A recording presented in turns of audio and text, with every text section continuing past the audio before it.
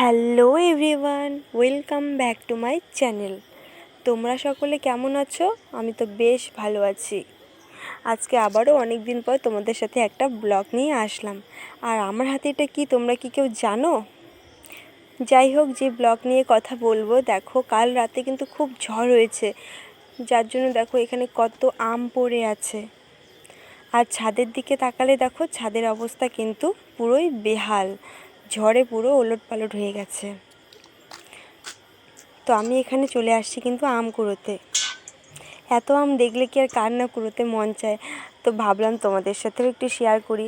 আমি কিন্তু পরশুও এতগুলো আম কুড়িয়েছি, আবার দেখো আজকে আবার কতগুলো আম কুড়াচ্ছি। এখানে কিন্তু অনেক আম পড়ে আছে। আমার কিন্তু খুব ভালো লাগছিলো এত আম কুড়োতে।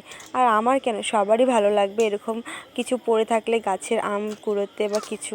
তোমাদের কেমন লাগে জানি না, আমার তো খুব ভালো লাগে। দেখো কতগুলো আম কুড়িয়ে নিয়েছি, আর এগুলো সব কিন্তু কাঁচা মিষ্টি আম। তো দেখো আমি কতগুলো এখানে আম কুড়িয়ে নিয়েছি। এগুলো দিয়ে কি করব আমি জানি না, আমি আচার ঠিক করে বানাতে পারি না। দেখো এখানে এক ঝুড়ি আম কুড়িয়ে নিয়েছি। তো আমগুলোতে না একটু বালি বালি, ভাবলাম যে একটু ধুয়ে নিয়ে যাই, তাহলে বালিটা থাকবে না, ছাদেই ধুয়ে নিয়ে যাই। তো আমি এখানে আম ধোয়া শুরু করে দিলাম। তো তোমরা কি এরকম কাঁচা মিষ্টি আম খেতে চাও? খেলে চলে এসো কিন্তু।